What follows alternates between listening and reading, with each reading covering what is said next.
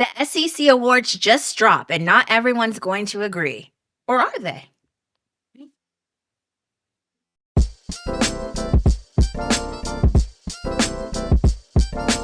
Yes, to agree or disagree, that is the question. I'm still quoting Bill Shakespeare, and this is still Club Hoops, a women's basketball podcast hosted by a father-daughter duo. I am Natalie Franklin, the daughter.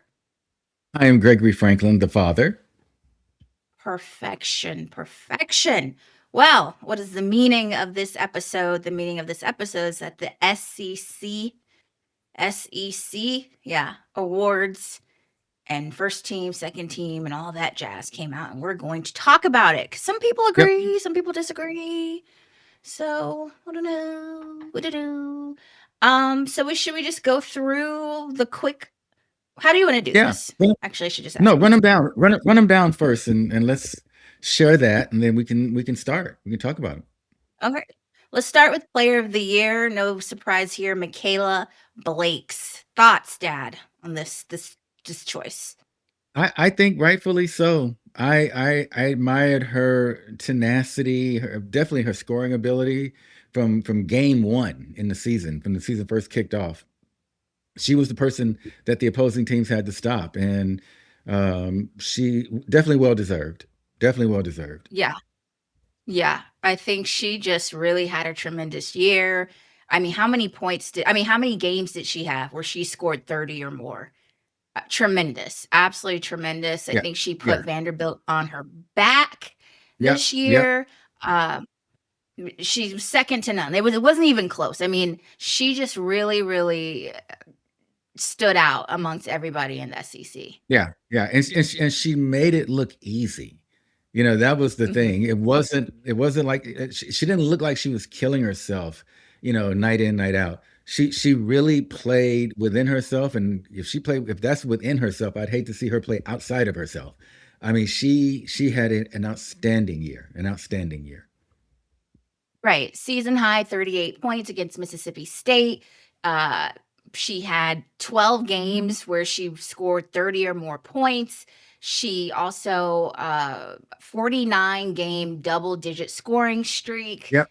which is the third longest active streak in the country and the longest in SEC. So Miss Ma'am was breaking records, breaking hearts, and just playing phenomenally. So Yeah, it yeah. was a treat to watch her play this. Absolutely great player. Absolutely great. I'm looking forward to seeing her, playing in the tournaments and all of that as well. As I said before, most players step their game up, during tournament time. So especially championship week and all that good stuff. Right, but to your point, that means teams have time to prepare for Miss Blake's, right?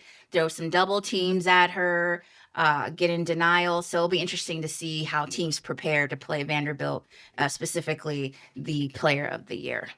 Indeed, indeed. And with that being said, coach of the year. Can you tell us who coach of the year was?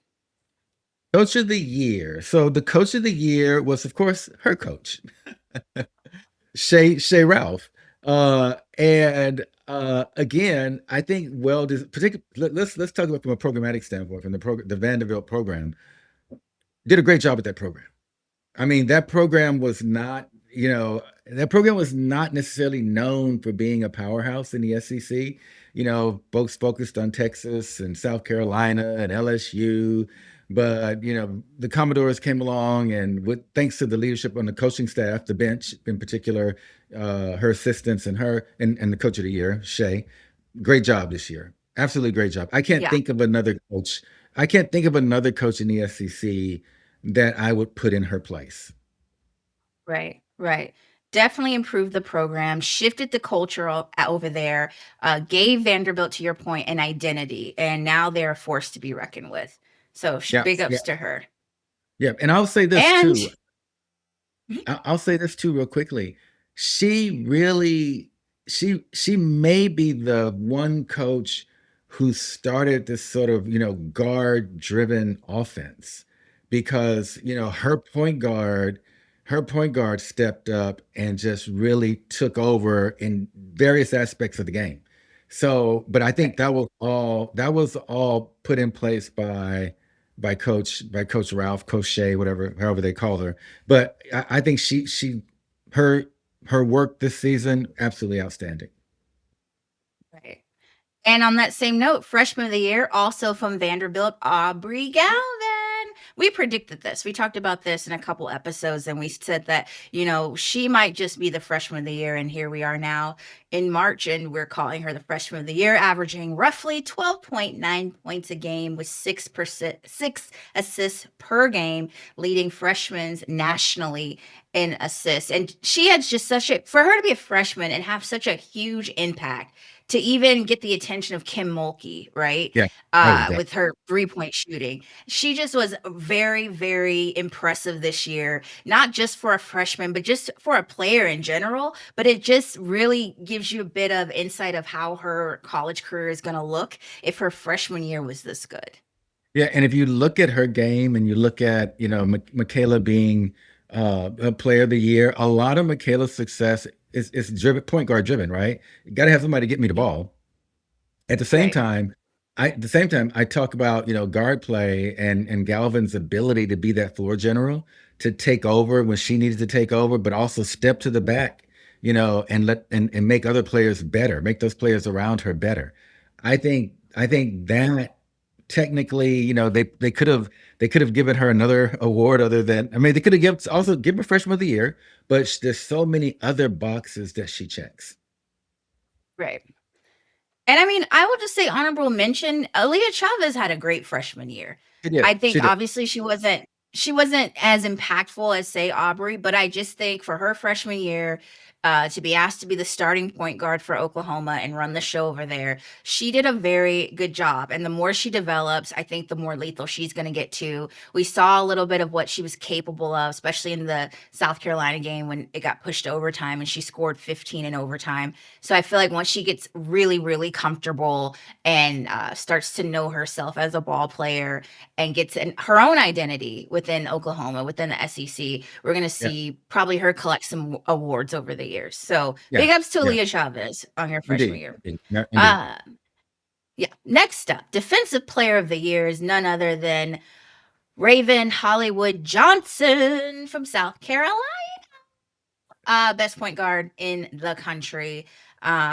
Raven is having a tremendous final year at South Carolina. I mean, just how you said about Aubrey, we could give Raven more awards than just Defensive Player of the Year. Yeah, we could. Like, We could. if we really, really wanted to, we probably could make up a ton of awards. She is just an amazing player, a pure point guard. Her draft value went way up this season. If you ask Yeah. me, Yeah. Yeah. this is a well-deserved award.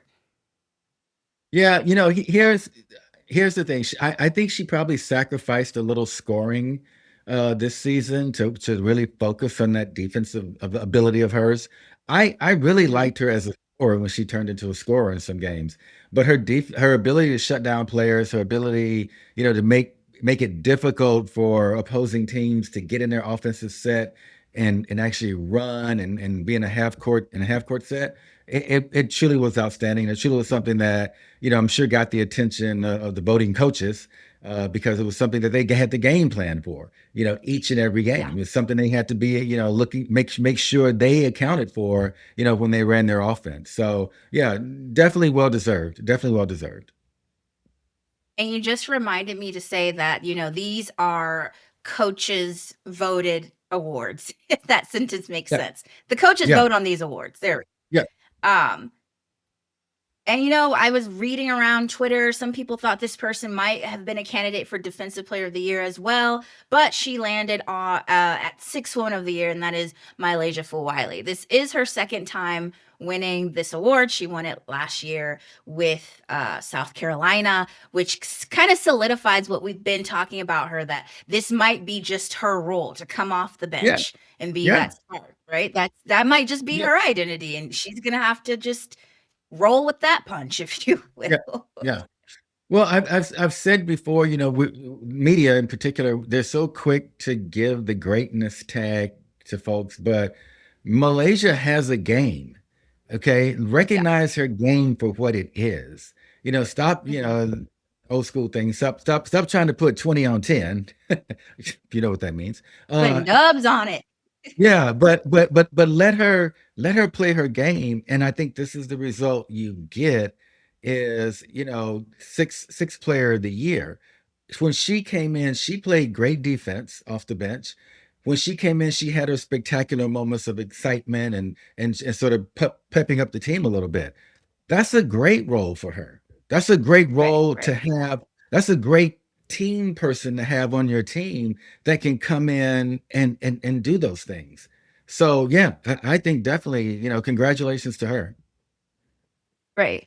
Because excuse me, six women of the year. I always want to say six man of the year, whichever way you say it. Non-binary person of the year.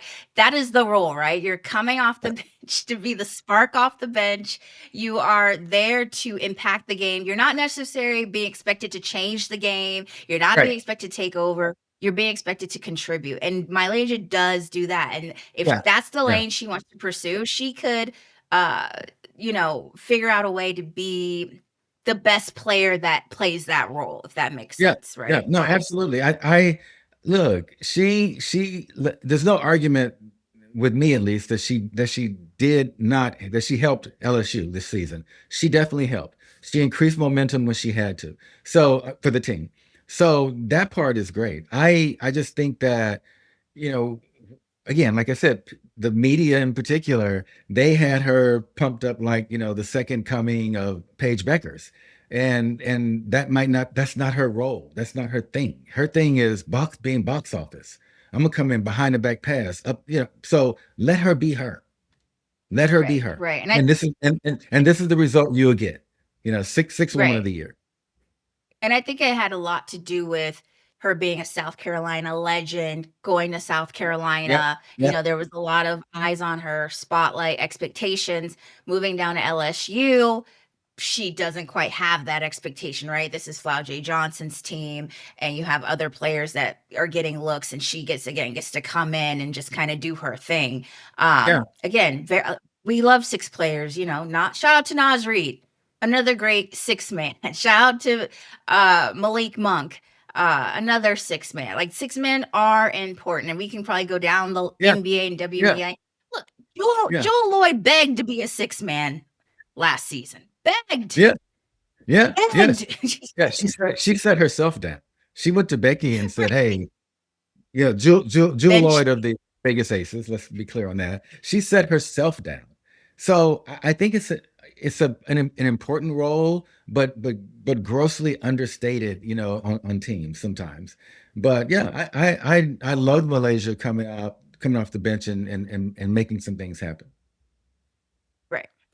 And then when we look over at the first team, we have Liv McGill of Florida, Danny Carnegie, Georgia, Clara Strack, Kentucky, Flau J. Johnson, LSU, Michaela Williams, LSU, Cody Mc, is it McMahon?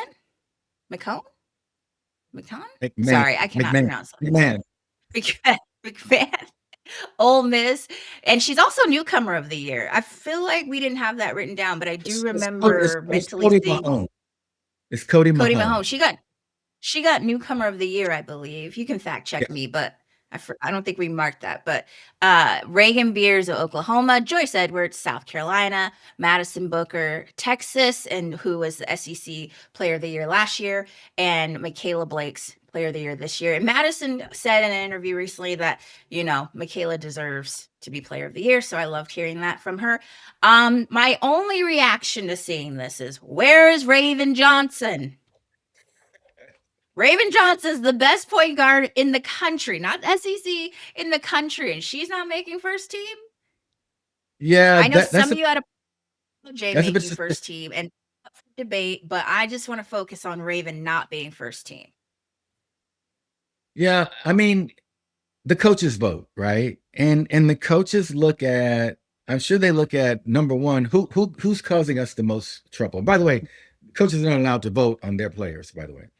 But who's causing us the biggest problem? That's how they look at it. And it's subjective. It may not necessarily be stat driven. It may not necessarily be outcome driven.